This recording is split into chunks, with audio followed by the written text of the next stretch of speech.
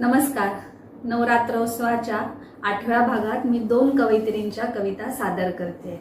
त्यातील पहिल्या कवयित्री आहेत प्रिया जामकर. कवितेचे शीर्षक आहे एखादी शहाणी बाई मरते. एखादी शहाणी बाई मरते तेव्हा नक्कीच तिचं झाड होत असणार. एखादी शहाणी बाई मरते तेव्हा नक्कीच तिचं झाड होत असणार. जिथं कुठं उभं असेल झाड तिथनं पाठवते घनदाट आशीर्वाद. जिथं कुठं उभं असेल झाड तिथनं पाठवते घनदाट आशीर्वाद. शहाणी बाई जाता जाता तिचं मरणही सोपं करून जाते. शहाणी बाई जाता जाता तिचं मरणही सोपं करून जाते.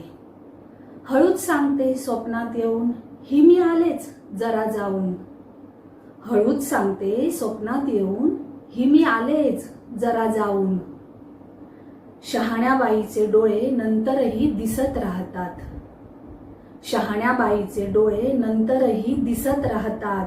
घरातल्या भांड्या कुंड्यातून पाहतात तुमच्याकडे.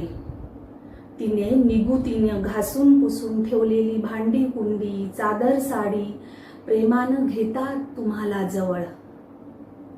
शहाण्या बाईचे डोळे नंतरही दिसत राहतात. घरातल्या भांड्या कुंड्यातून पाहतात तुमच्याकडे. तिने निगुतीने घासून पुसून ठेवलेली भांडी कुंडी चादर साडी प्रेमानं घेतात तुम्हाला जवळ. कधीही एकटं वाटू देत नाही. तरी तुम्हाला परत परत दाटून येत राहतं. घरालाही परत परत भरून येतं. तरी तुम्हाला परत परत दाटून येत राहतं.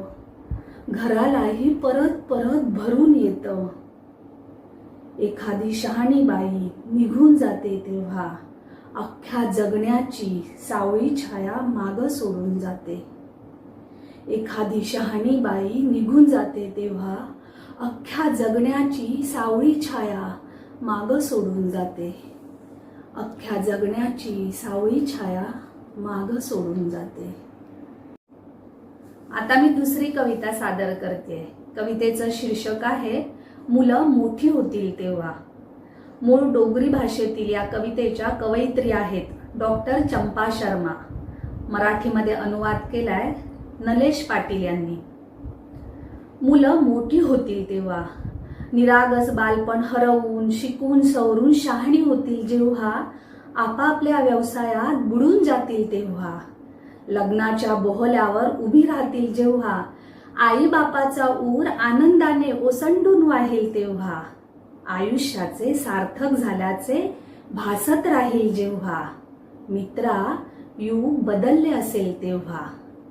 मुलं मोठी होतील तेव्हा निरागस बालपण हरवून शिकून सवरून शहाणी होतील जेव्हा आपापल्या व्यवसायात बुडून जातील तेव्हा. लग्नाच्या बोहल्यावर उभी राहतील जेव्हा आई बापाचा ऊर आनंदाने ओसंडून वाहेल तेव्हा. आयुष्याचे सार्थक झाल्याचे भासत राहील जेव्हा. मित्रा युग बदलले असेल तेव्हा.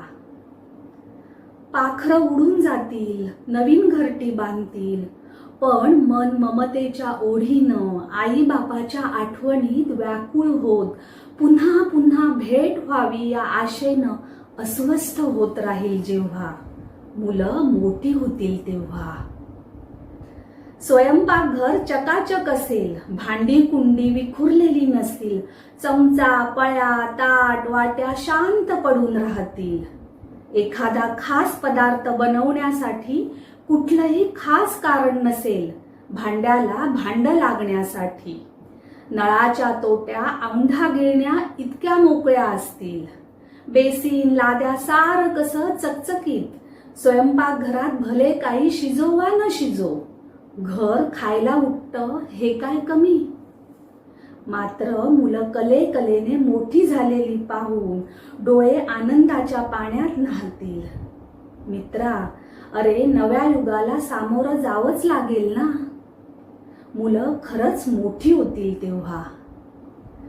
स्वयंपाकघर चकाचक असेल भांडी कुंडी विखुरलेली नसतील.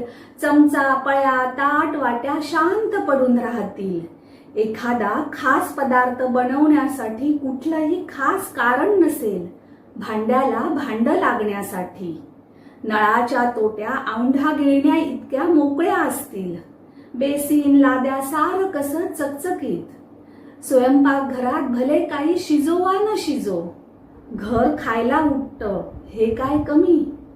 मात्र मुलं कलेकलेने मोठी झालेली पाहून डोळे आनंदाच्या पाण्यात न्हातील. मित्रा, अरे नव्या युगाला सामोरं जावंच लागेल ना. मुलं खरंच मोठी होतील तेव्हा. ईद आणि दिवाळी बेचव आणि पचपचित.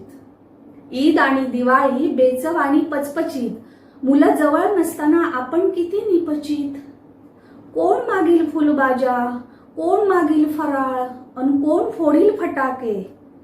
कुणासाठी बनवायच्या कागदी होड्या आणि कुणाच्या उसवल्या मनाला घालायचे टाके. सुखाची वेडी आशा, वेडी कल्पना नुसत्याच दाटतील आठवणी जेव्हा मुलं मोठी होतील तेव्हा. कसले सण कसले उत्सव, कसले सण कसले उत्सव, कसले धन आणि कसली संपत्ती. दान करून टाकावं सारं काही, दान करून टाकावं सारं काही. मंदिर मशीद गुरुद्वारांना मुक्त व्हावं या स्थावर जंगम असाध्य रोगातून. मला नको, खरंच नको, अगदी काहीच नको. मुलांचं मोठं होत जाणं आणि ती खूप मोठी झाल्याचं पाहणं तो भाग्याचाच दिवस. पण ती जवळ नसतील तर ते युग काय कामाचं. पण ती जवळ नसतील तर ते युग काय कामाचं. झुरतच राहावं लागेल नाही का मुलं मोठी होतील तेव्हा. परंतु कल्पना चावला, हरगोविंद खुरानाही आपल्यापैकीच काही. त्यांनी गाठलेली यशाची उत्तुंग शिखरे आणि त्यांचा मान सन्मान पाहून त्यांच्या दैदिप्यमान कारकिर्दीला भारत माता सलाम करते. ही सारी मंडळी पुन्हा ना पुन्हा मायबापाचीच लेकरं. ही सारी मंडळी पुन्हा ना पुन्हा मायबापाचीच लेकरं, ज्यांनी साता समुद्रापलीकडे भरारी घेतली एका ठाम निश्चयाने. या साऱ्यांना आठवून मी माझ्या उतार वयातलं दुखणं दूर ठेवीन. घरकोंबडा होऊन काहीच साध्य होणार नाही. अन शेवटी तोच दिवस भाग्याचा, मुलं मोठी होतील तेव्हा. अन शेवटी तोच दिवस भाग्याचा, मुलं मोठी होतील तेव्हा.